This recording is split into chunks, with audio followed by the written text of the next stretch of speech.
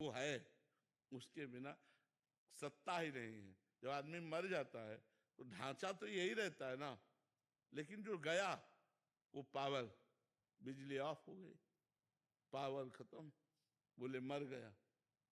Power आ गया, अरे बोले जी गया। बिजली का पावर है। जैसे बिजली है तो प्राकृतिक पावर है, आत्मा है तो चिदानंद पावर है। उसी पावर से अनंत ब्रह्मांड जड़ चैतन्य सब चल रहे हैं, पावर वही है। अब जैसे बिजली करणों में, करण माने समझते हो ना, ये सब करण है, करणों के प्रभाव से अनेक दिखाई देती है, नहीं दिखाई देती। अब मान लो लाल है तो लाल लाइट है, हरी तो हरी लाइट है। अब लाइट है उसका केवल एक प्रयोजन नहीं है, उसके लाखों प्रयोजन है।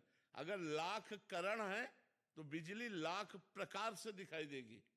मोटर में पानी खींचते हुए अलग अलग सब है ना, लेकिन बिजली तो एक ही है ना। क्यों? बिजली 10-20 प्रकार की तो होती नहीं, बिजली तो एक है, 10-20 प्रकार से उसका प्रयोग है, अलग अलग उसका प्रभाव है। वही बिजली एक जगह ठंडा कर रही, वही बिजली एक जगह गर्म कर रही, वही बिजली जीवन है, वही बिजली मरण है।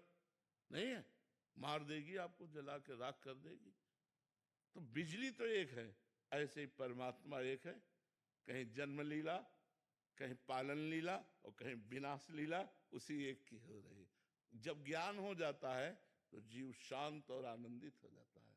अभी हमें ये वाचिक ज्ञान केवल सुनने में आया, अनुभव में तब आएगा जब भजन करोगे, साधना करोगे, तब अनुभव, और जब अनुभव में आएगा तब मुक्त हो जाओगे। ये केवल बोल लेने से या सुन लेने से मुक्त नहीं हो जाता, उसका अनुभव करे तब। जैसे हमारी भूख केवल भोजन की प्रक्रिया सुन लेने से, भोजन के प्रकार सुन लेने से, भोजन का स्वाद सुन लेने से हमें स्वाद नहीं आएगा, हमारी भूख नहीं मिटेगी, हमें खाना पड़ेगा। ऐसे ही इसके श्रवण मात्र से काम नहीं चलेगा, हमको साधना करनी पड़ेगी। हमको गुरुदेव का आश्रय लेकर साधना के द्वारा ये अनुभव करना होगा।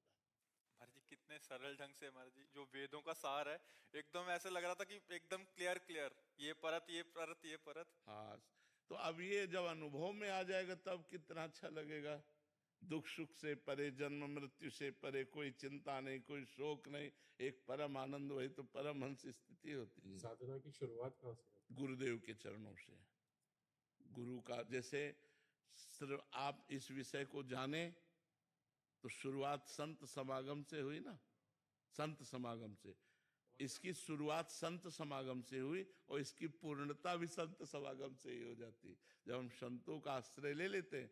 अब जैसे अगला प्रश्न हो तो इसकी प्रथम साधना क्या है, फिर इसकी द्वितीय साधना क्या है, अब मुझे इतना ऐसा अनुभव हो रहा है, अब इसके आगे क्या है। इसलिए पूरे जीवन को समर्पित करके गुरुदेव के आधार पर चला जाता है, तो धीरे धीरे क्रम बाय क्रम स्थिति आने लगती है।